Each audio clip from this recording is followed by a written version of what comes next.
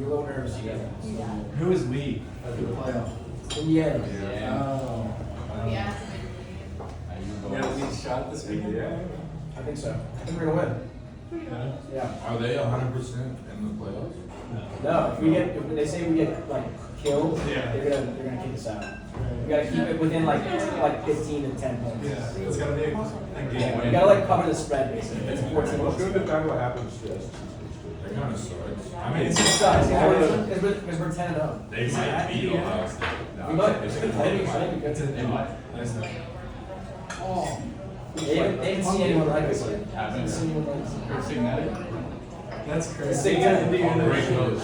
Great coach. Just gave him a bag. Is that, are they doing that for college game day? Yeah. College game day, every noon kickoff, Barstool. That sucks. Yeah, it's at 11 a.m. So ridiculous.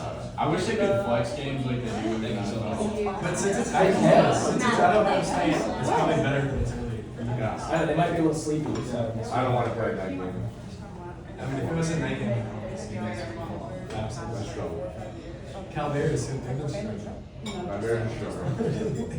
You just have the game. Yeah, I went to the Syracuse game. I was 22. Oh, really? Yeah.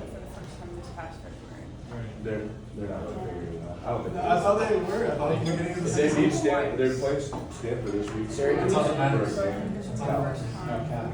For, It's on the field. to become below others. Are the Tigers in the bowl? No what?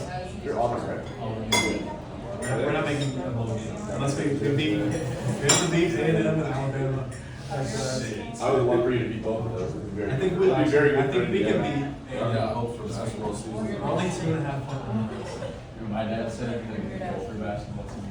Shit. Yeah, Parker Fox and Dawson are on. Marker Fox is 26 years I don't old. know how Yeah. Do you mind if you're showing that TV to Indiana? You guys are all here. Yeah. Yeah. Oh, yeah, probably not. It's like 22. He's in grad. He transferred from, was it Northern? We win. And if we lose, then we'll also lose. For different reasons. Yeah, I would have did it. It would have been last week. That's when it came out. But like, Alright guys, we're gonna jump into this here now. they won. It was a great game. Everybody's so excited.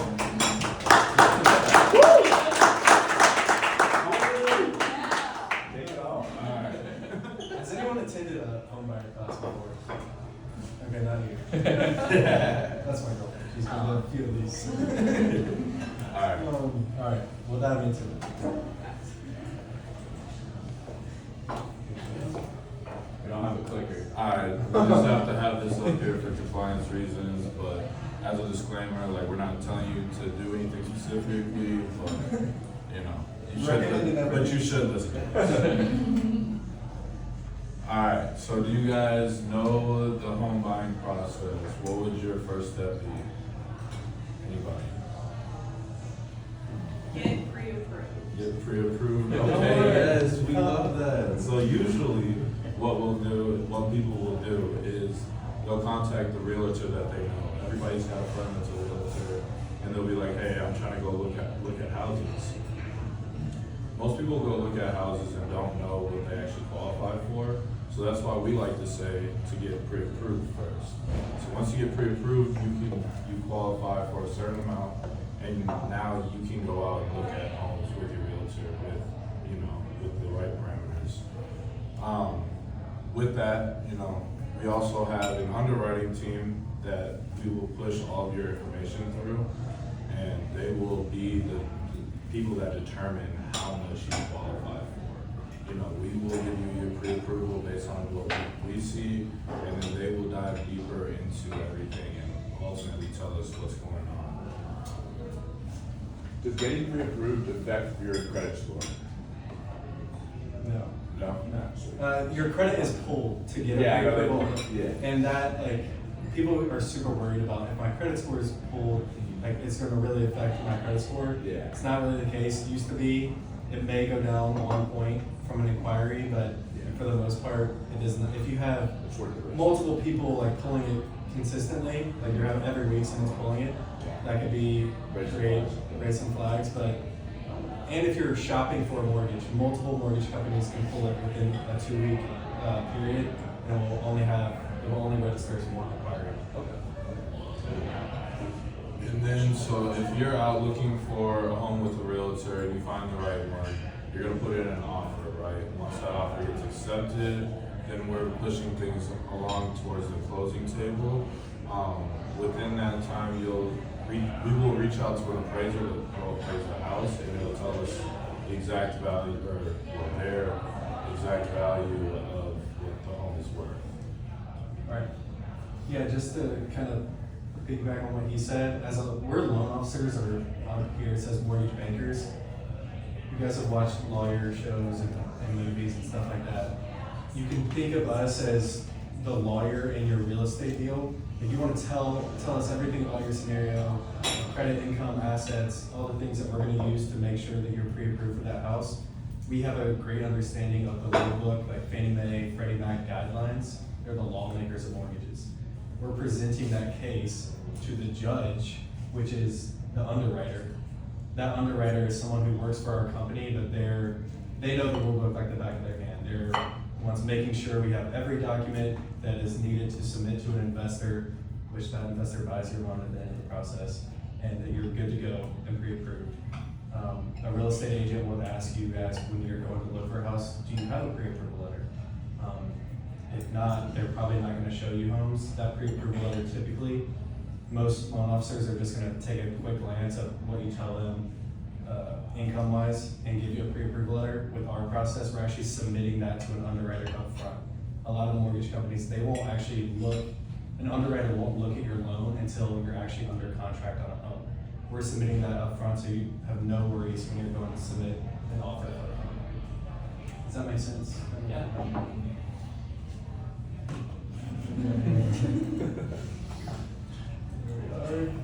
Okay. Yeah. What was that, brother? When to rent and when to buy. So everyone in here rents. Rent. Anyone still not rent at all? Anyone? Parents? Don't want. So typically the first thing to do when you're out of college or out of high school, first job, is you're gonna rent, right? Because haven't saved up enough money, you don't know what your credit score is, you don't know where to start.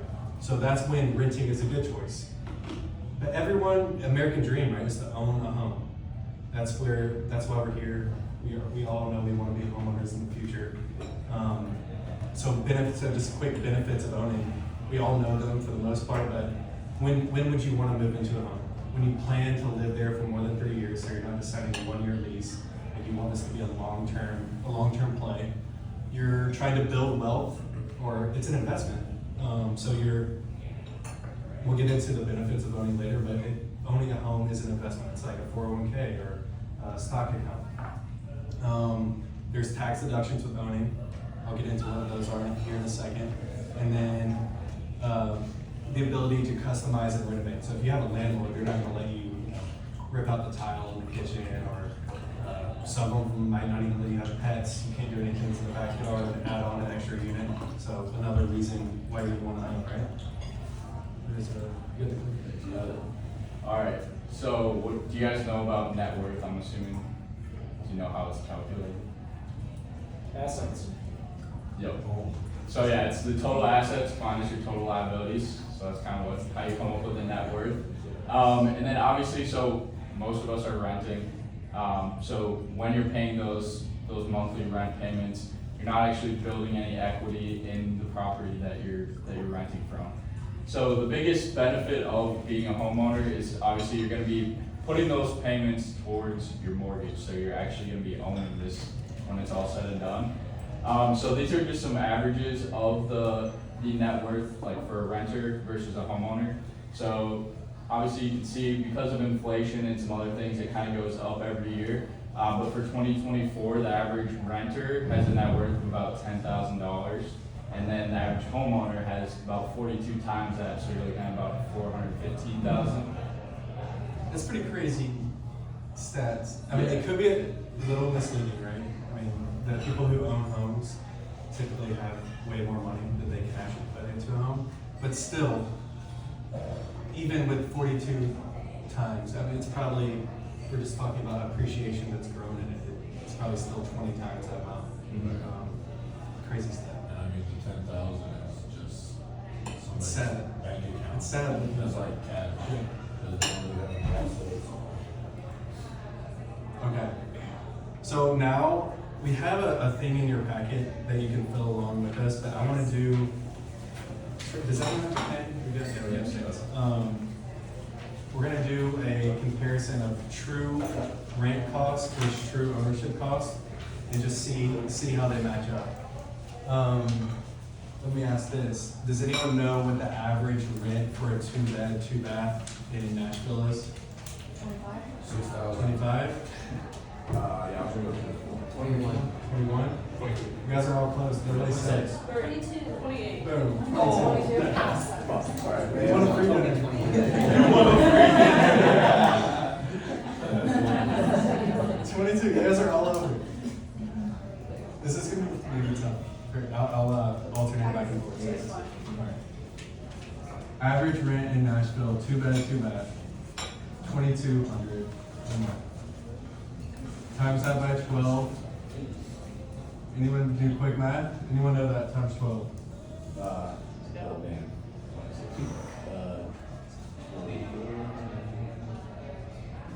All right, 26,400. Those are too slow. Totally. Repeat it. I was doing this before and I didn't know it until we got the calculator. I didn't know Curious. it. Right. Benefits of renting. This is renting.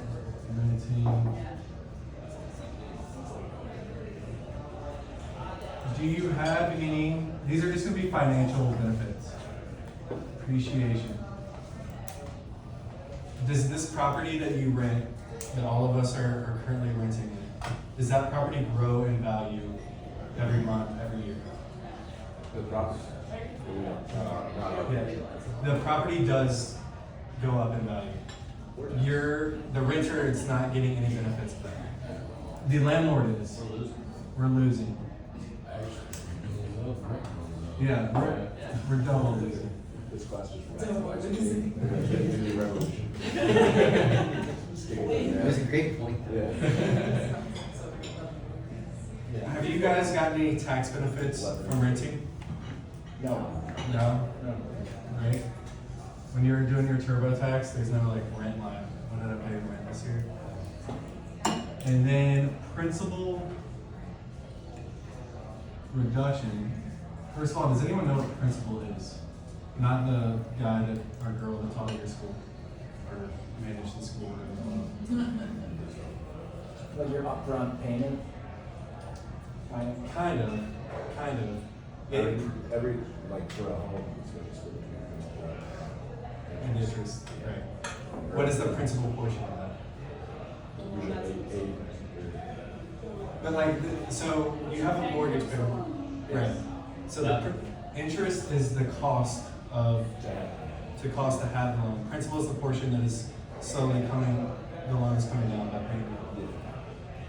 When you're paying $2,200 a month in rent, are you buying into that property at all? Or buying a piece of that home? No, right?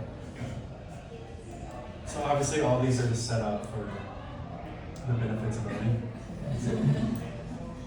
Because there are all those. Real world example, we're looking at a $400,000 home in Nashville, 2-bed, 2-bath, just what we said. That's typically in Nashville proper, Davidson County. A 2-bed, 2-bath is going to be about $400,000. Could be a little less, could be a little more, depending on the area, but pretty standard. So we'll draw a little over here. Condo, 400,000. When you make a purchase on a home, you have to put a down payment. That down payment is really just principal, right away. It's equity. You're going ahead and putting equity in the home, just like Did anyone bought a car recently? Nobody? Car? Yeah, so did you pay it all at once, or you finance probably, and you put some down, and that portion that you put down is the part that you already own? Yeah. Same with the house. We'll get into like the minimum down payments you have to put in later, but for this example, we're gonna say you put 5% down, so that's $20,000. 20,000. The rest of that is your loan amount. That's the part us as the lender or the bank, whoever, is going to be lending you the money to buy this home, $380,000. Mortgage, not as simple as renting.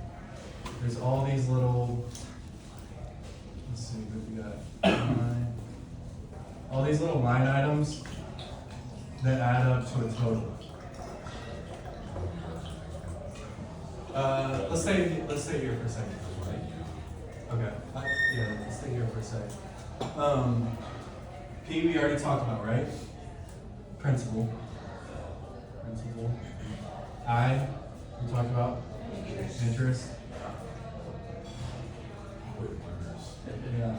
What is T? Taxes. Uncle Sam. Gotta get his. No one free dinners. I? Anyone know I? Insurance. Homeowner's insurance.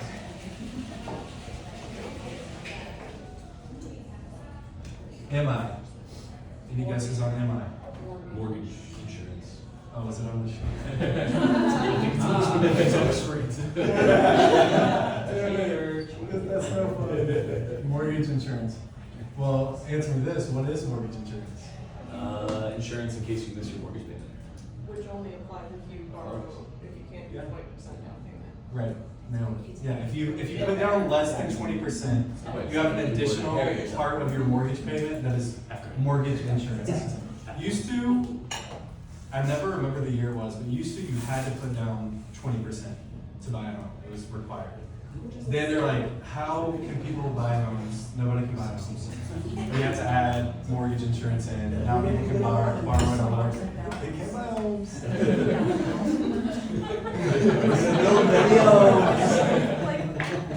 I knew someone was gonna say it. HOA, we all know that. Homeowners Association. Right, now we can. So we went ahead and plugged these numbers in for a $380,000 loan amount. Without looking, or without maybe have seen what the, oh, I guess you can't see on this one, but you can on your page. What would you have guessed the interest rates are today? 7%. Yeah, it's around 7. You know, they fluctuate every day. Been trending upwards, unfortunately, a little bit recently, but 6.75 is what when we looked at this morning, is what we saw for this scenario. 6.75%. So principal portion.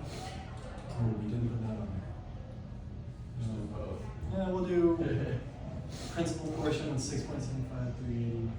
It's going to be about $400. Maybe. Just do it 465 and 2,000. I like that. 465 a month. 2,000 for interest. That's a big difference, right? This is the part that's paying down your loan amount each month. This is the part that's a cost. True cost. Big difference. But it's amortizing, so each month, your payment stays the same, but each month, this principal gets a little bit bigger, and the interest payment gets a little bit smaller. It's a 30-year mortgage, so that's 360 payments. On your 360th payment, this interest is probably going to be like $8, and the principal will be $2,457. But the banks, lenders, they want to collect the interest up front because they know they're probably not going to live in that house for 30 years. They need to make their money up front. When the interest rates are lower, that the portion that is going to principal is more, and the portion going to interest is less. So that's why when you see people complaining about interest rates and it's so unaffordable, that's what they're complaining about, because they're paying much more of a cost. Property taxes on a $400,000 house, $211 a month. Homeowner's insurance, $100 a month. And we're saying this was a condo, there's gonna be an HOA, $150 a month, and mortgage insurance, because we're only putting down 5%, it's $95. Total on that is $3,021 a month. So you're looking at me and you're like, holy shit, why would I just not keep renting, right? This is $900 more, $800 more. Why would we buy a house? It's because of these benefits, right? So if I want to find out the true cost of owning, because I don't see this number, this 3,021, as all a cost to me, because there are benefits in that. So I'm going to subtract out each benefit. Principal payment is kind of like a 401k inside your house. Would you consider your 401k a cost to you or money that you're saving for later? Save for later, right? Well, that's the principal, because it's going to pay that loan down, which is in turn building equity in your house. So when you go to sell or cash out refinance, that's your money. So we subtract out that portion of the monthly payment, minus 465, PR, principal reduction. Tax benefits. Does anyone know what you can write off when you own a home out of these line items? What can you write off on your taxes? Taxes? Yes. One more.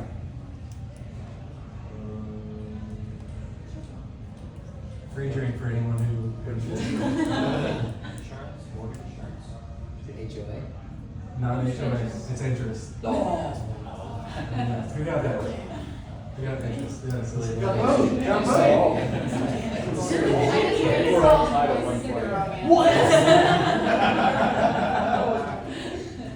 So we go down here, I'm gonna show how you figure out what you'll get back in a tax return and what your benefits are. So if we can write off $2,211 a month in mortgage interest and property taxes. Sorry, will you do that times 12 for me? Yes, sir. 2211 times 26, 532. 26,532. That's how much tax write-offs you have with just this home. Now, is anyone married? Married? Okay. This is gonna be a little different for you guys. But it's actually better to be single in this scenario. Better to be single in this scenario.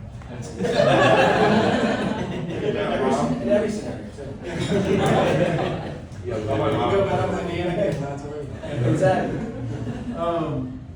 Okay, these are tax write-offs for owning a home. Now that when you're renting, you're filing a standard deduction, meaning that there's a set amount that the government says that you can write off just for being a human in America.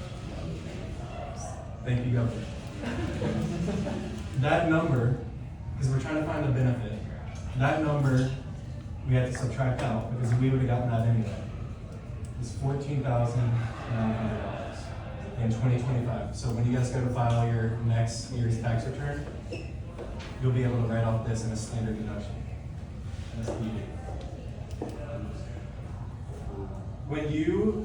Now that you file more than this, you're gonna file an itemized deduction, meaning that you've exceeded this standard amount, so you're gonna want to write off more things.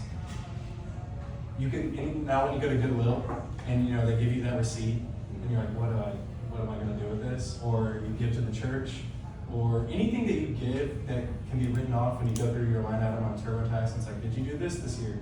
Did you win any gambling money? We always say no on that.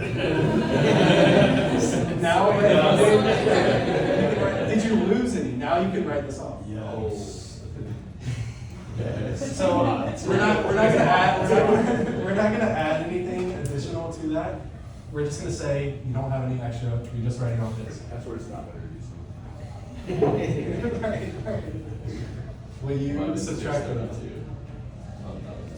11,632. Yes, that's exactly what you said. You guys got it. 11,632. Got a little extra.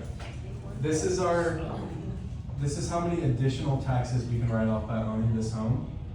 Now, what we'll get back in a tax return, we'll have to multiply this by the tax rate, whatever tax bracket you're in. For the most part, it's gonna be 0.24%. We do 11,632 times 0.24. 2,791. 2,791. Yep. 68 cents. We'll just do And that's 2,792. Divide that by 12. This is how much you'll get back in a tax return for that year when you buy this house. Divided by 12, we're saving an additional, how much? 232. 232 in tax benefits. The reason why I say it's more beneficial in this scenario to be single or be the only one on the loan is because when you're married, the standard deduction is 27,000, or actually I think it's 28 now. So there wouldn't be any additional benefits for you as a married couple on this. But there are for majority of us in here, 232. And then the big dog appreciation, which is what everyone thinks about when they go to own a home, is this property is going to grow in value year over year, and that's why everyone is so eager to buy homes, because home values have really never dropped other than 2007, 2008 when there was a mortgage crisis. But back then, I'm sure we all wish we were younger and bought a home during that time period, because they shot up a ton right after that. Great. But so in 2020, 2021, especially in Nashville, appreciation rate was 20 to 40% depending on the area, meaning that in 1 year your house grew 20 to 40% in value. Now that obviously is not going to continue to happen and it's already slowed down. So in a worst case scenario, if this home only grew 1% in value every year, that's $4,000 a year. What is that per month, Sawyer? 1% appreciation. Very quick. I think it's something with an 8 or 5 8. 3 3 3. Okay. Appreciation. So our true cost, subtract all these out. 3,021 minus the principal portion of our loan that we're paying down, which actually is going to increase in the next year, minus the tax benefits that we're saving in that additional write-offs, minus the appreciation of our homes currently, is 1,991. 1,991. Yes, sir. True cost of owning.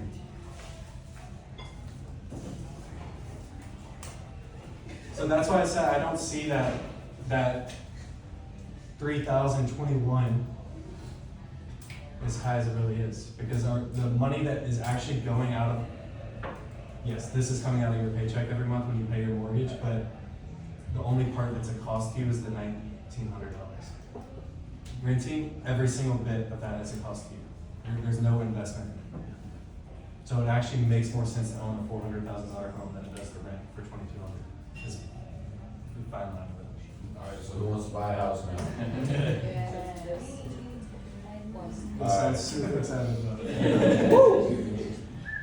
We're gonna talk a little bit about the budgeting.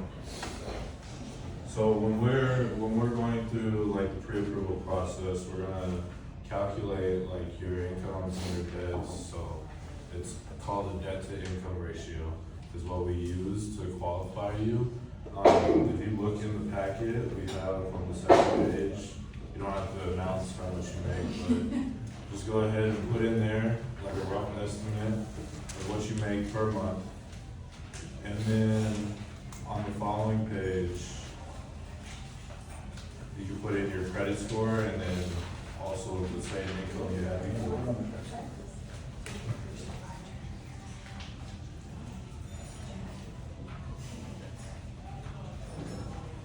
Does anyone keep up with their credit score? No. I get notifications. Question on credit score. Yes. When you get married. I do just a flex on Dylan. individual credit credit It's already scores, breaking. and It's then just like- your joint assets, and if Yeah, well, you no. make your, My screen's on. Yeah. like your debts joint, then that affects both your credit scores, right? But like you Right. have, so Yeah. like if Yeah. two married people apply for something, and we both have to submit our credit scores, right? It's not just like one of them. Yeah, it pulls a joint like I was gonna say, most times, like, if one person is really, really bad and the other one is really good, Yeah. we'll just not use the other person's income and just qualify you based on the good credit score. But then does that not include their income Yeah. to your ability? Yeah. It's a give and take. You either Okay. Usually. you have to use the lower of the two credit scores.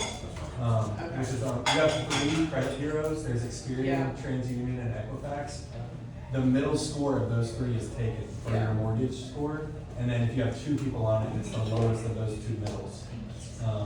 But yeah, like you were saying, we pull a joint report. It would show like, oh, Hannah has this credit card, and her balance is this. Her husband has a credit card that he owns completely, and then there's a joint credit card between the 2. Yeah. And it would say J for that, or C for Cobar. Okay, and then that joint credit card, like all of our stuff is joint, so our joint on everything impacts both of us equally, and it's more like whatever we came into the marriage with. Right. Like if I started up here and Austin started down here, then you're getting one. She said it, she said it. I said If you have him like on your account, Yeah. it should grow his credit score. Yeah, that's what I'm saying, It you're not benefiting affect from, yours. you're benefiting So from. the But you other. could also I do do it it. with my Score, mom, gotcha. so, Yeah. like my It's mom funny, some has people 800 have credit meetings, score, and then so I'm you see, you get on both of their credit scores, and the other person and gets like the other one. they can give you a credit card to use, but I don't have one. But it's helping to improve. But it increases my score. That's why we never use it as a cover for, Yeah, you did. Yeah, sorry to talk about Yeah. some credit stuff. That's actually a good point. Right after Never this, with your oldest you one. can, yeah, you can just go ahead and switch to the next slide. So when we're looking at like estimating how much we can afford as a monthly mortgage payment, this is a good rule of thumb for calculating your debt to income. So on the paper, we have where you can multiply your income by 45%. So then you're gonna put that number over here. You might want to take your phone out and calculate. And then right below that, we're gonna put in our monthly debt. So if you have a credit card payment that you know you pay every month, you're gonna add that plus your car payment you pay every month, plus your student loans you pay every month.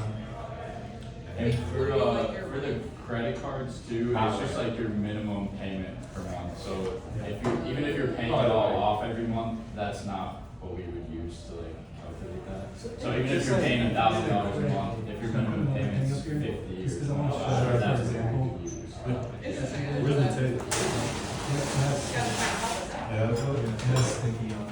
Oh, okay. That's what I was. I just did the tape for extras. A monthly income? A monthly income? Yeah, monthly income. So let's just say for like, Pre-tax. Yeah, I pre-tax. don't know what, yeah. everything. That's too much math. I- Someone makes It's a lot less. Just do 5,000. 5,000 a month. Yeah. Pre-tax. Everything we look at is gonna be pre-tax income. Okay. We're looking at your debt can be 45% of what you make before taxes. So 45%, 22, 25? 220 stuff. So- Oh, yeah, 22. That's the most debt that you could hold every month. So when we're trying to figure out how much mortgage, what mortgage payment you can afford, we would subtract out minimum credit card payments. So let's say this person had a $40 a month credit card minimum, subtract out car payments. Say they had a $400 car payment, subtract out student loans. Let's say they pay $100 a month in student loans. Installments, subtract out their monthly yacht payment. They don't have that. Or that couch you finance. Yes, couch, anything that has a standard or regular payment every month, like credit card is revolving, it changes every month. The balance of it does. And then what else? Mortgage, if you had any mortgage and you're buying a second home, that would get subtracted out too. But this person would not already have a mortgage. So their max mortgage payment that they would qualify for is minus 40, minus 400, minus 100. 60. Also, I heard you say a gym membership, that wouldn't count on there. So what's an, Yes, like, other than. Anything Like that what you're you- contractually.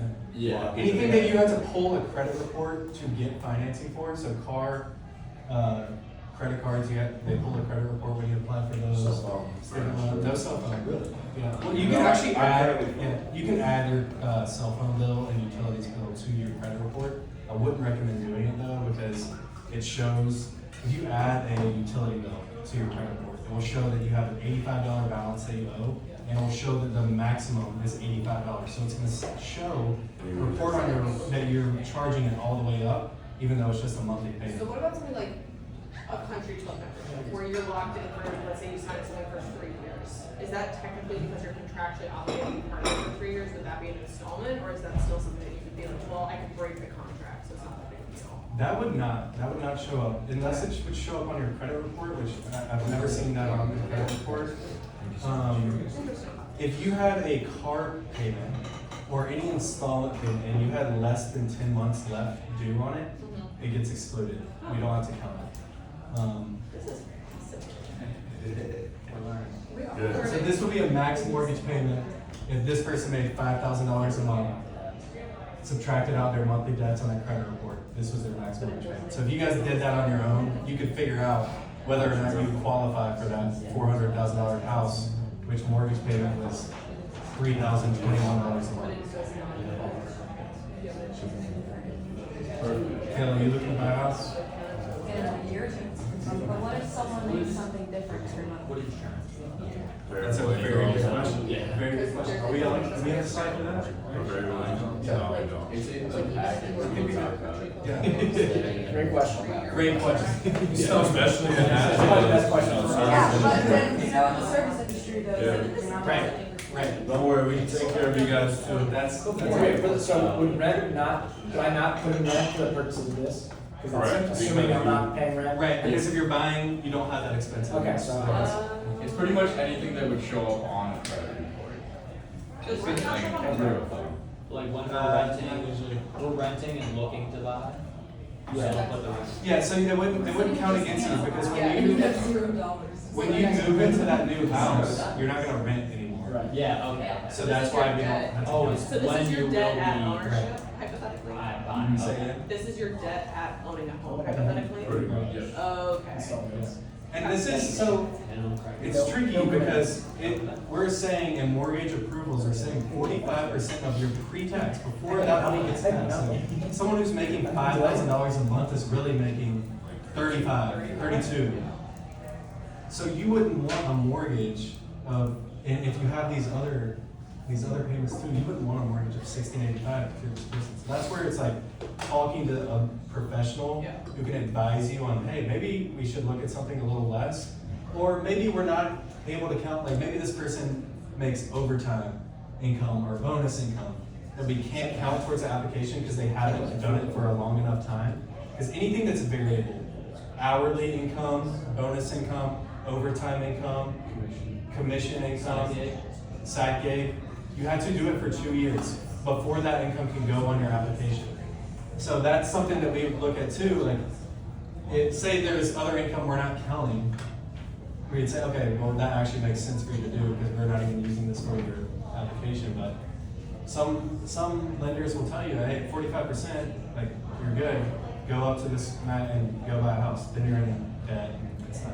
Yeah. Sorry, maybe I missed it. So like, this is not including any, like, I know every year I get bonus X amount, so this is not including, this is just your base salary? And then when do you guys, or if you guys, Right. do they take into consideration, like, Yes. I'm guaranteed this bonus every year? So she has this similar question, Kayla. I 30 bartend, years so it bartending. ranges Yeah. every month. so it's Hourly, a little different. hers changes. So anyone that has variable income, the overtime, the bonus, you have to show a 2-year history of making that. Okay. And they take a 24-month average. Okay. So say you made you know, $40,000 in bonuses for 2 years, we divide it by 24, that would go as additional monthly income. If you're self-employed, again, have to do it for 2 years, or it can count. What if you have like a savings account and like you have like finances and savings, would that account towards this or you? Not for income, but that's another, like assets is a portion of what we would look at to qualify towards credit, income, and assets, CIA. So that's, yes, that would be something that we look at, and we'll talk about that after. Did everyone get the income part on? Yeah. Did that clarify your questions? So you've been, That's what I wanted to talk about. even if you've switched jobs, but you've been bartending for 2 years together, as long as you're in the same field of work, you can use, like we would get your last pay stub from, where did you work before 4:30?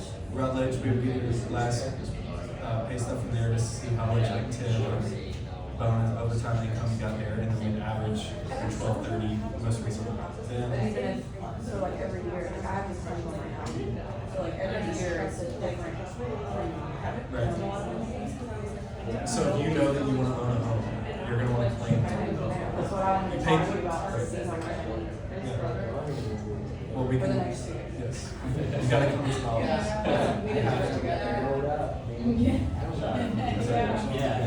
What's up? I require this. Alright, now a little bit more on the credit side of things. So it sounds like most people don't really know what their credit score is or kind of, where's that from? Shaking those How hands. accurate is like FICO? Like on You can pull it the, from, like, like, is it accurate like, when you're like writing out? Dude, I know, I want to see my. We use Experian. I use Experian. I got experience. But yeah, so like McKay was saying, they take it from 3 different credit agencies, and they'll use the middle one of those 3. But this is kind of a simple grading scale for credit scores, so if you know it, you can kind of see where you fall here. But anything above 720, we'll say that's basically B is 720. That will get you falling in the conventional loan area. So you'll get probably a little bit of a better rate than you would for FHA. But then anything under 720 is going to be C+ and below. If you're down in the D range, you probably have a little bit of work to do. Anything below 620, most places are not going to offer you a loan or extend a loan to you. But you are able to, once you get that credit report pulled, it'll show us like some different areas you can improve your score in. So if you pay off this credit card, it can increase your score this amount. So there's all kinds of different little things you can do to actually increase your credit score. So just if you have a bad one, if you're not necessarily stuck there are things you can do to increase it. These are kind of all the factors that play into your credit score. So the payment history is going to be the biggest one. So if you have all kinds of late payments, that's really going to affect your score. So if you're paying off something super late, it's probably going to knock you down quite a bit. And then if you are paying things off early or on time, that's going to increase your score as well.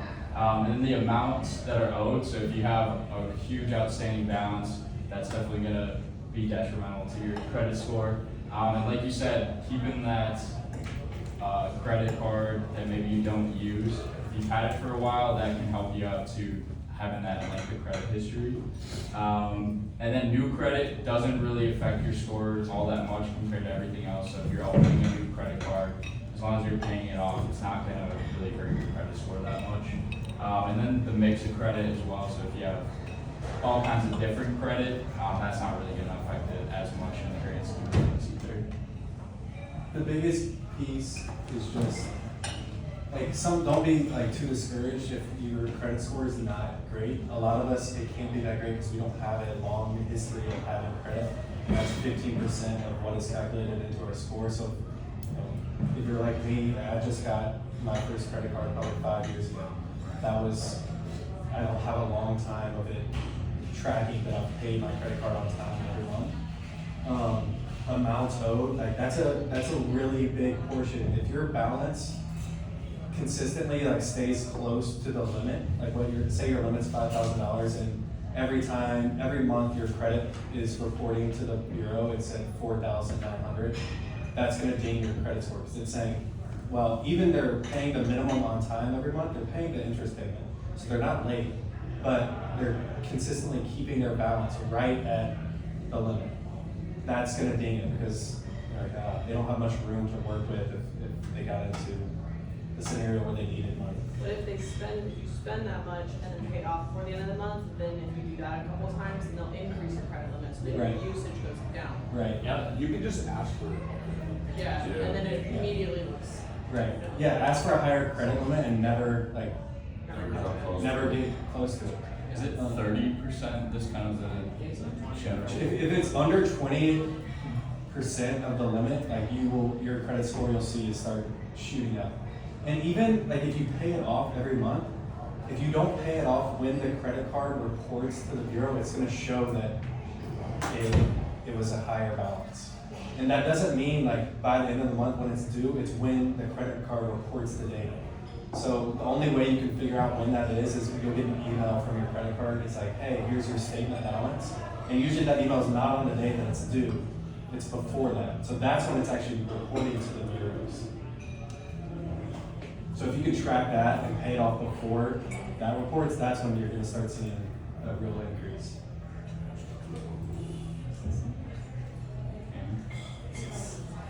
Budget. So this is the asset portion. Different loan types have different down payment requirements. We typically, day to day, what we see most and what we're helping people with most are going to be these type of loans. They're all government-backed loans. A conventional, if you guys have heard of Fannie Mae and Freddie Mac, they're the lawmakers of mortgages. They issue conventional loans. The minimum down payment on a conventional loan is 3% for a first-time home buyer. If you're a repeat buyer, it's 5%. FHA, another government loan, is for typically when we show that credit score scale, it's for lower credit score borrowers. Now there's more mortgage insurance on it, on an FHA than a conventional, but the down payment is still only 3.5%, and you don't have to be a repeat buyer to get or you can be a first time or a repeat buyer to do an FHA loan, but it has to be your primary residence. You cannot do an FHA loan on a second home or an investment property. It has to be your primary. VA is if you've served in the military or currently serve, you can do 0% down, so that you don't have to pay anything to a down payment, which is, it's a great benefit for the people who serve, but if you haven't, you don't have access to that. Has anyone served? Most VA, that's 7 out of 10 people that have served don't know that they can do 0% down on a home, and I mean, it's a great way to get in. They're the best people to work with. USDA, 0% down. Anyone know what this USDA loan would be? Probably not. I wouldn't think that it would. If you live in a rural county, so there's a map that we can look at, and it shows different counties that will qualify for a USDA loan. Any rural county, you can do 0% down. Now, the only other caveat of that is you have to make under 120% of the area median income. So if you make a good amount of money, that's more than 120% So average. for here, it's 128,000. Yeah, 120%. Household income. Household income. So if you have 2 people in there buying a house together and they make more than that, you can't do a USDA. But USDA counties, Davidson County is not one, Nashville, Brentwood, not one. Anything that really touches Davidson County is not. You just have to look at the map though, because I've seen areas out by Franklin that are probably a 35, 40-minute drive to downtown, and it's USDA eligible. So, you know, in some areas, there's some that are closer to the inner city. Your best bet for finding a USDA eligible area is Dixon County. Every part of Dixon County is eligible, and that's only, I mean, I'm sure you've been out west a little bit, it's 30 minutes, 25 minutes maybe, out there. But it's a cool program for, you know, for home buyers that the government is putting out there. You don't have to put any money down. to get into a home, you know, they're really promoting home ownership, so it's a Yeah, cool program. it's a great program. A jumbo loan is gonna be any loan that has a loan amount over, in Nashville, it's 973.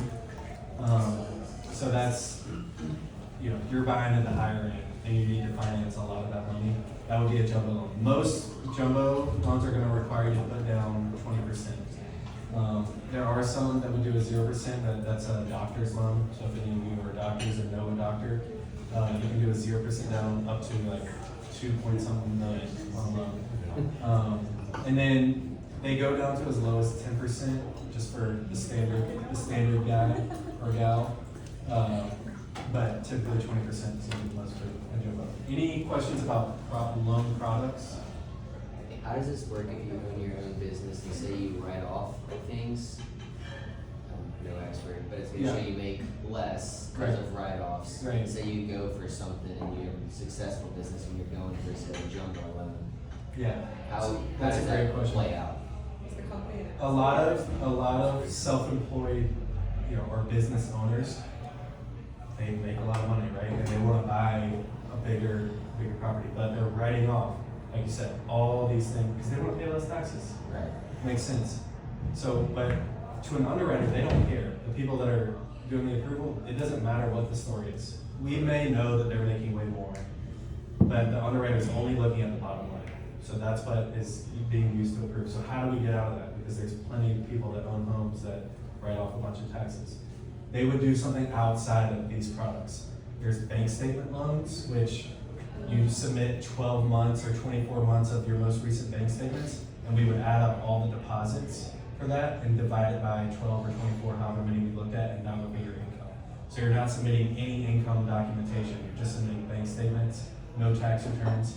Now, to do something like that, it's riskier to an investor or a lender, so the interest rates are gonna be higher on those type loans. For people who wanna buy investment properties, there's a thing called a DSCR loan, and that stands for debt service coverage ratio. Basically, you don't provide any income documentation on that as well, and as long as that property that you're buying is projected to rent more than the mortgage, or even 80% of the mortgage, you can buy that home. You have to put down 20%, but that's what a lot of investors do because they don't want to show their tax returns because they're writing off so much. They just want to Airbnb it. There's this website called AirDNA. It estimates the marketability, it estimates how much annual revenue you would get from that property and how often it would be occupied. And they would take that data, divide that annual revenue by 12. If the mortgage payment is at least 80% of it, you can get more. It's crazy.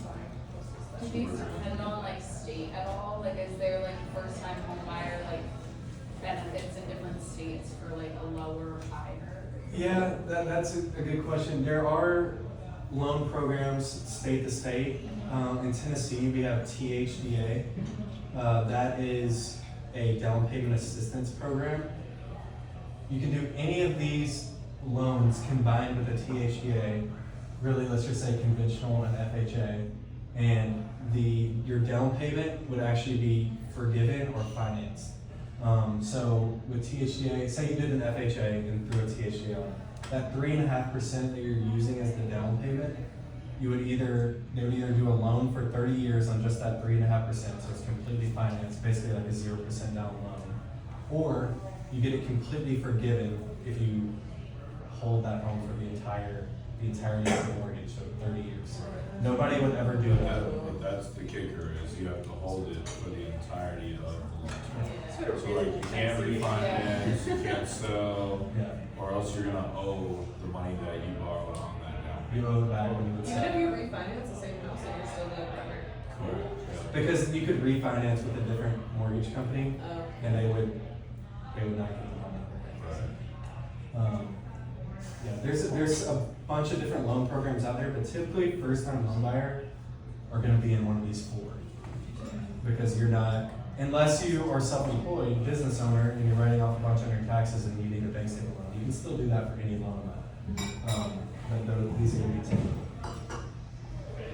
Good with that? Okay.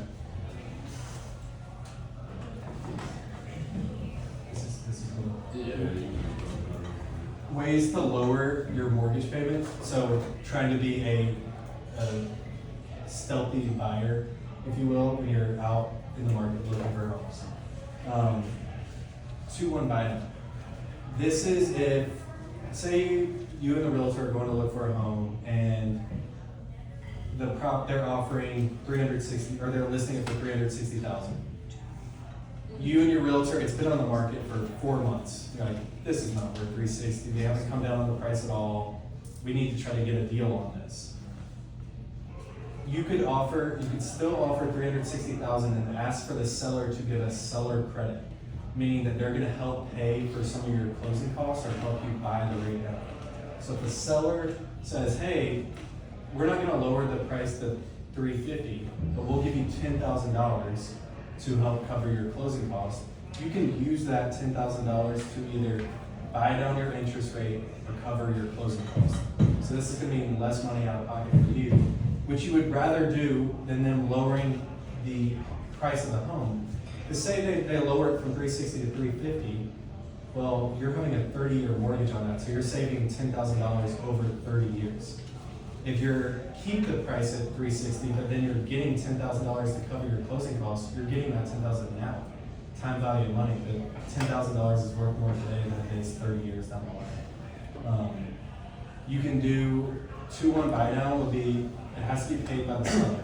But if the seller is, say, giving you $10,000, you can put that to, the 2-1 buy down is basically, say your interest rate today is 6.5. In the first year, with the 2-1 buy down, your rate is 4.5%. And then next year, the rate is 5.5%. And then it goes back up to 6.5 after.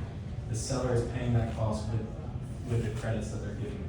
That's the best. We're doing one, I'm helping someone today. They're getting $15,000 from the seller. They're only putting 3.5% down. The regular interest rate on it would be 6.625. They're buying that interest rate down to 5.99. To buy it down to that costs $7,000. But the seller's giving them $15,000. Now we have another $8,000 we can still work with the seller's money. So you buy it down again 2 years later? You could refinance it. So when he's saying they spent the $7,000 to buy it down, that is for the lifetime of the loan. Right. So it's going down to 5.99. Right. And then on top of that, So if it, like the par interest rate today is 6.5%, meaning it doesn't cost you any additional cost to get that rate. That's just, you get 6.5%, there's no additional closing cost for it. Say 5.99% costs 2 points.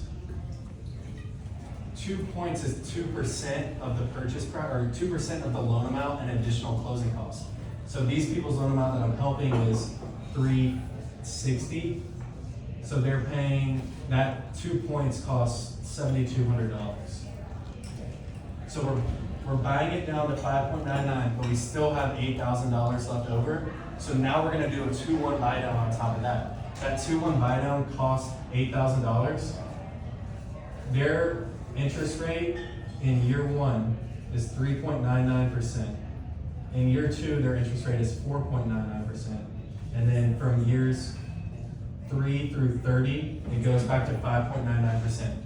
Which I told them, I was like, this is the best deal I've ever seen in my entire life. You're gonna pay a 4% interest rate in 2025. That is unheard of. That is, it's just not out there right now. You can't. So that's where like getting seller credits is such a big deal, and working with a realtor who knows to structure it rather than, hey, let's lower your price $10,000. Like, no, that makes 0 sense. Right. $10,000 on a 30-year mortgage drops your payment by $20 a month. That is not anything compared to what you're going to be saving by being able to structure something like So this. 1 point is 2% of loan amount, or one Point is 1% of the loan amount. Okay. So like 1 point would be 6.25 if they wanted to buy it down 1 point. We can't buy, we're not legally able to buy it down more than 3 points, even if the seller is covering it, just from some Fannie Mae mortgage law. I don't really understand why, but it is a law, because I tried to do that How does today. it cost? I tried to do it today. How does like that breakdown work on like the cost per point? Is that just depend on how expensive the house is? The loan amount. It's just, a point is just 1% of your loan amount, so if you have a loan amount of 500,000, it's $5,000 is 1 point, an additional closing cost, so we didn't talk And then how about. does that affect the amortization schedule? Like, am I gonna owe just more interest? Like, If you're buying it down, paying it'll the lower your interest. Yeah. If If you're you raise less. your upfront, Because that that- you need to bring to the table at first. Gotcha. Right, when you're buying it down, say we're not doing the 2-1 buy down, you're just buying it down to that rate. Yeah. It's staying that rate for the life of the loan, unless you refinance. Now, when would you not wanna do, like, when would you not wanna buy down your rate? Is, say, the seller's not covering any of it. Yeah. And they're like, well, you can buy down your rate to 5.99, it's gonna cost you $7,200, the seller's not covering it. Well, then you would wanna do, how does this make sense for me? Is the $7,200, am I gonna recoup that before I refinance or sell the home? Like, is the savings from this monthly payment at 5.99, how many months does it take from, say, if at a 6.5 to get to 7,200? If it's, say, 5 years, but you don't think you're gonna live there for 5 years, or you think interest rates are gonna come down to 5.55 and you're gonna refinance, well then, it makes no sense to pay that out of your own pocket. But if a seller's paying for it, then yes, you take that money right away. It's good. And I mean, after year 3, when you get back to 5.99%, rates might be lower by that time. Nobody knows. But if they are, you can refinance and you have even lower rate. Yeah. If you're in, like, in the middle of a buy down, so say you're at like the year 2, 4.99% and rates drop to like 5.5, can you refinance knowing that it will like help you in the long? Yeah, yeah. The 2-1 buy down is, it's basically, in our eyes, in the lender's eyes, you're still paying the 5.99. The seller has just paid all of the additional interest upfront.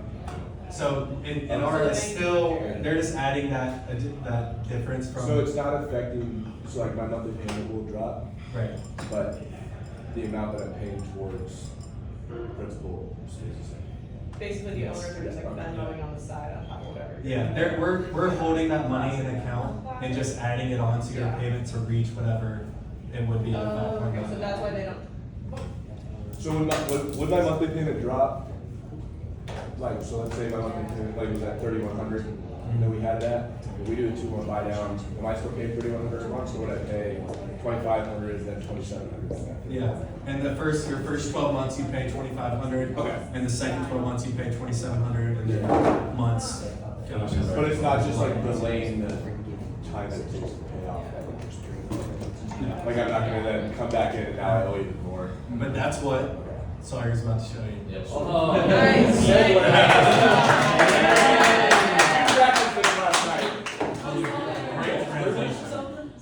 Oh wait, are you about to?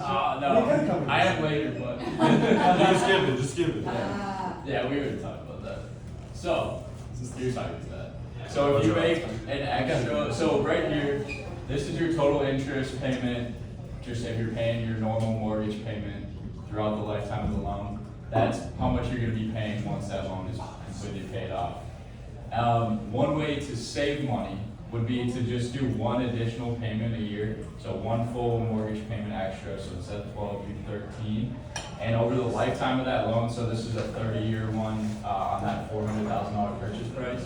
If you're doing one extra payment a year, what you're then paying would be that $373,000. So you're saving over the lifetime of that loan once again about $130,000. If you plan to sell your house before you get to 30 years, does it make any sense to do this? Yes. So that extra payment goes straight towards your principal. So you're gaining equity in the home because the principal is what you're actually owning in the home. Is there like a like if we plan to sell our house in like 3 years, and I've owned it for 2 years almost at this point, does it make sense at like that short of a time scale, or does it really only start to make sense in the 15 plus? No matter what, you're gonna be inching away into the equity month over month. So you have your normal payment, like we had 3,100. Yeah.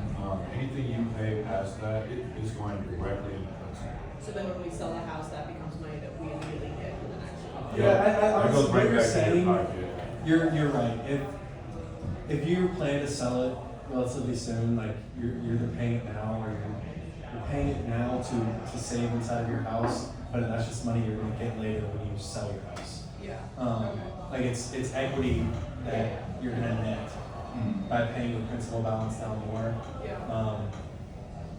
So I'm trying to think what it makes sense. So like, yes, later down the line, there's more benefit to it, because obviously after 30 years, you save $133,000. After like 3 years, you're saving a couple thousand, but you're still saving money, and you're putting more money into the equity of the home. Yeah. And therefore, once you sell it, that's more money back into your pocket.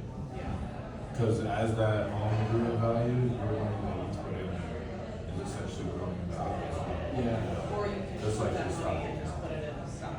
Yeah. Right, it's like, when you put it on that. Yeah. You kind of choose what you think is gonna grow more. Is it gonna be your home or is it gonna be your stock market account? Right. What you want. Good. I mean, that's about it. Yeah. This part is in your pocket.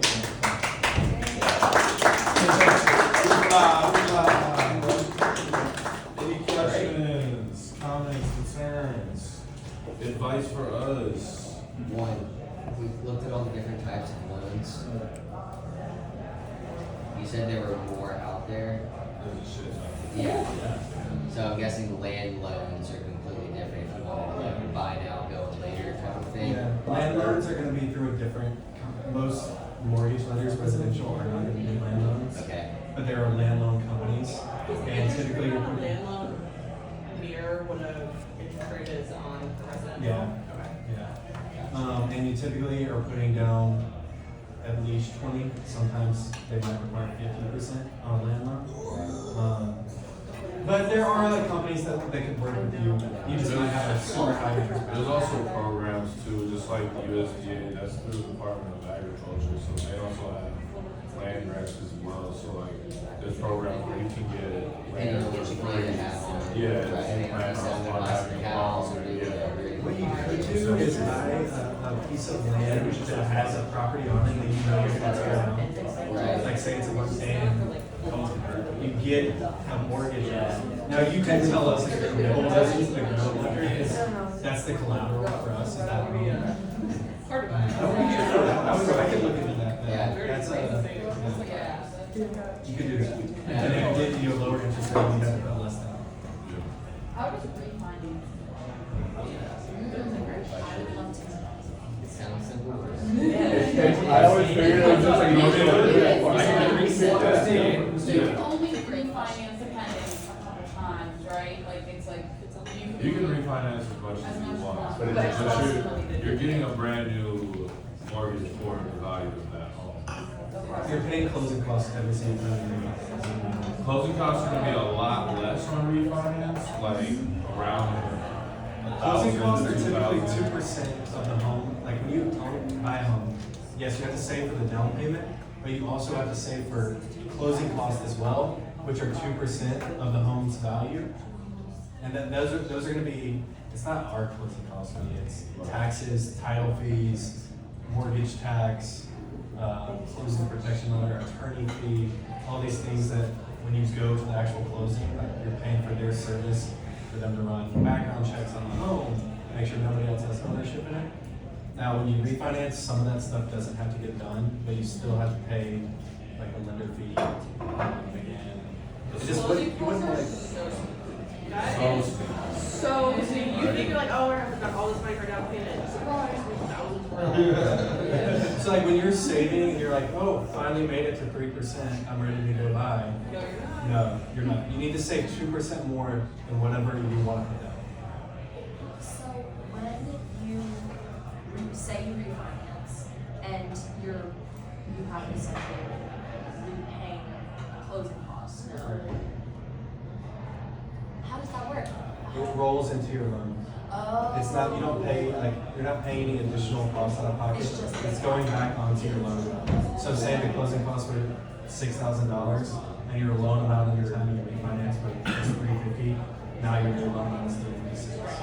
Isn't that advertised in the next 25 years? Yeah, over 30, or you can refinance to 20 and 25 and 30, but I didn't know you could put it into the loan. Yeah, most people don't pay it, because like, I don't wanna pay, Put it in the loan. put it in the loan, but it needs to make sense, like, you need to be lowering your interest rate enough, Like at least a point. at least 1% is what I tell people before you refinance, like, make sure the rates are 1% lower than what you have, or it doesn't make sense.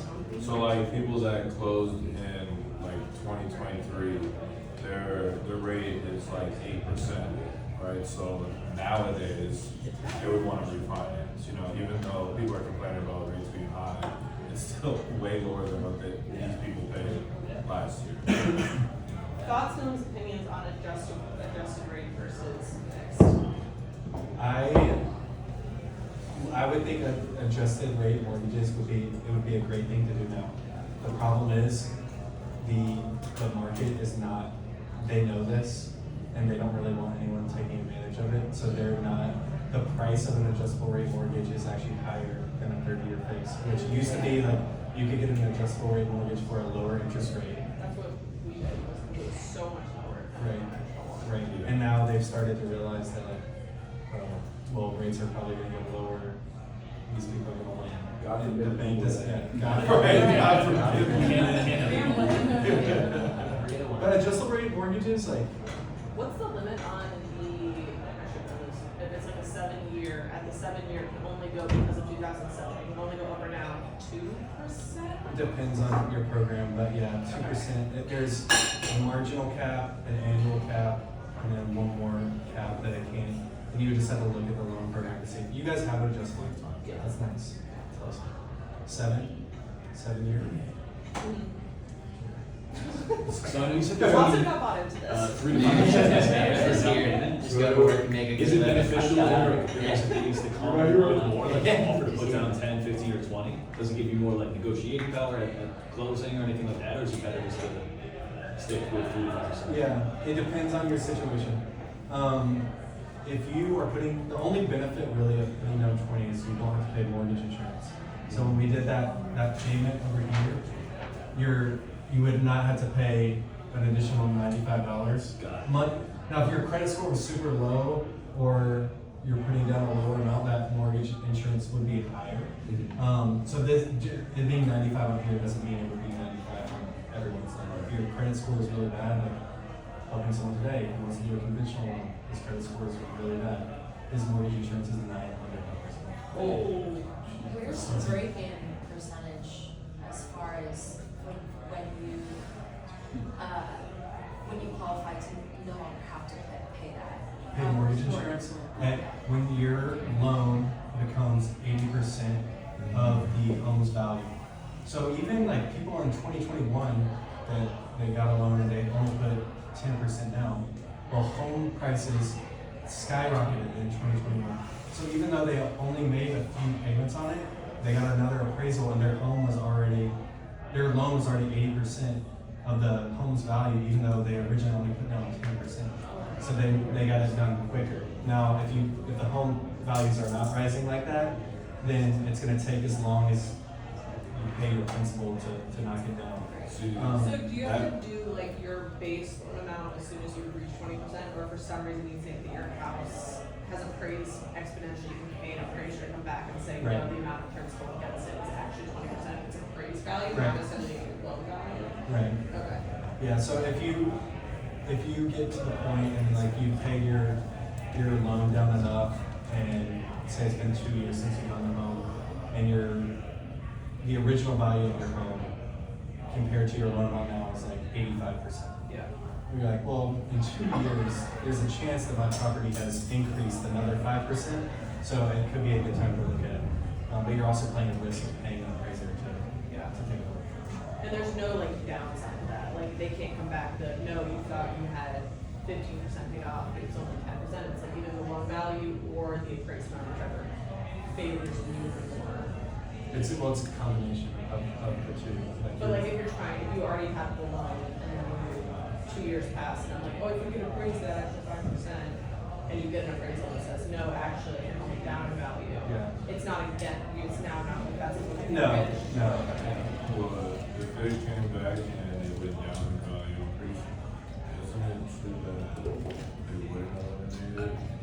Well, they wouldn't eliminate it, but No, you're not getting yeah. penalized for your home Yeah, dropping. your new threshold Yeah. of 20% is still the same. Correct, Okay. correct. Built houses, so a different appraiser shows up every single time to appraise the house. They have strict guidelines that they go by to appraise the house, or can you two go and appraise the same house and it be different? Or is it just? If we're square both footage? appraisers, Yeah, it is, it's always somebody different. It's it is a never different you appraiser have every time. They have guidelines on what they can do, and it's really, they're looking at comparable sales in the area, typically 6, and they have to have sold in the last year. They're taking those 6 that are of similar square footage, similar year, all of this to accumulate a value for the property that you're buying. Typically, if the seller is setting a property at $390 and you're wanting to buy it for $390, well, the market is there for $390. So more often than not, they're gonna give you the value. You're gonna get into trouble if, like, not you actually, but if the appraiser deems the property lower in value, well, if you still wanna buy that home, the mortgage company's only gonna lend on what the appraiser says the value is.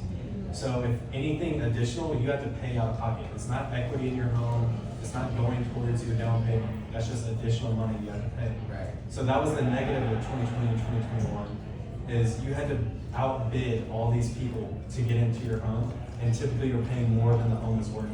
Now, Just raise prices. it raised prices, and it's honestly gotten so unaffordable because they haven't really, because it's Nashville, it's the real estate. So that makes sense that if like a tract home builder was having an appraiser come through, they're building the same floor plans constantly, that the appraiser doesn't matter if it's you, him, or Right. Bob's uncle, it's the Yes. same floor plan was built. Right. then Well, that's when you get into trouble. These cookie cutter neighborhoods they're all the same floor plan. And Right. builders going in there, they're brand new, and they're deeming them at 350,000. Right. Well, the appraiser's gonna set it at 350,000 because that's what they're going for. Everyone's buying it at that. Well, Right. the problem is, down the road, all these homes are the exact same. You can't really do anything different to them. Those homes are already overpriced because typically in these neighborhoods, the builder is giving a credit for your loan, so you don't have to pay closing costs. Right. But they're baking that cost in Yeah. to the price of the home. Right. And it It's is, in the back end. yes, so your property actually does not appreciate nearly as much if you buy in one of those cookie cutter neighborhoods where all the properties are the same. Yes, you can get a great deal at the beginning, because they're gonna buy your interest rate down, they're gonna give you money to cover your closing costs. But you gotta sell your home, it's like, shit, there are 80 million of these exact same homes, right? Yeah, for sure, yeah. But basically. Yes. So that's where like mortgages kind of moved to recently with these builders and Yeah. getting like, oh my gosh, Yeah. a lot of first time homeowners are kind of getting screwed over, but they gotta build more houses. But as far as the mortgage insurance goes, it's a really good thing to be able to get into the home at a lower down payment. Yeah. Get And into a house. then it falls off after you paid off up to 22% of the purchase price. You have to request it. No, at 22% it drops off completely. At 20% you have to. 20% Yeah, you request it. yes, yes. So at 20%, that's when you would request it and an appraisal would come out like they were saying. And that's when you would find out the new value after X amount of years of living. So then they take that new number and that's what your loan to value is gonna be based off of. Once that's below the 80%, they'll give you the okay and they'll drop your mortgage insurance off. I actually did it last year. Like, oh, you need to. If you're, I know you said if you pay like an extra payment a month, then you're paying that towards your principal, it decreases your payment savings over time. If you just like, do you have to pay the full like month, or can you like chip away at it? So you get like a quarterly bonus, That's you can what- just like put it into it. That's what I was saying, is any amount over your monthly mortgage amount is gonna go into your So you can just like put it like $1. almost like a savings account, you can Yeah. just like put it into the house. Right. Oh, cool. For sure. That all of this right here, when we talk about this principal payment, that $465 that you're putting in, that's your investment into your savings account every month. This right here is what you're paying to have access to. So if you increase your principal payment, are you still paying the same interest? You're just increasing Correct. So Interest so every month, Yeah. every month that you pay this payment together, right? This is gonna go up to 466, and this is gonna go down to 1999. This goes up 467, 1998. So But if each you month bump that it- up to 500 one month, the next month, your interest isn't just down by $1, it's down by $5, right? No, Your any interest- additional principal that you're paying on it is not affecting Your interest the payment. It's just amortization. in, it's just. You're paying- Yeah, there's you're like right. less You principal cut now. it Yeah. off sooner. Yeah, right? so You you cut cut off more off equity. the- Oh, Yeah. There's still, it is It more. would be the same way you Yeah, put so it. you're taking your shit, how much you can. Yes. You're $20 ahead. Yes, you get it done in 25 It's years. definitely that Years, time. right, 5 years of interest. For 25 years, they're still getting you on all that. That's why they charge you so much to learn these things. Front end too, so. Yeah, they wanna get it all right away. And if you wanna dive into your own personal situation, you can set up a meeting with Sawyer. Whoa! And you Yes, can this really was- dive into. I'm gonna see you in about 20 minutes. It was awesome. I would honestly recommend like meeting with him when you're a year away from buying, or even more, like going in and doing a one-on-one so he can plug in your actual numbers. Cause it gets. He's not ready yet. He needs a few more years of development. Straight. He's gonna do a few more of He's these. a red shirt. Red shirt more than He's gotta do a few more of these. We're gonna do one every other month. Every other month? Okay. We've got his brother and my sister-in-law that I wanna send to boot camp. They're gonna buy in Nashville in a couple. I love that. I love that. And I think we'll probably do a webinar one too. Like if you have friends out of state or something. Yeah. Yeah, for Where you sure. just need to get. Those ones aren't quite as interactive, but just because if you have a whole bunch of people. Ship a bottle of Yeah, we just have a bottle of wine. Partner with DoorDash. UIOB. Yeah, thank you guys for coming out.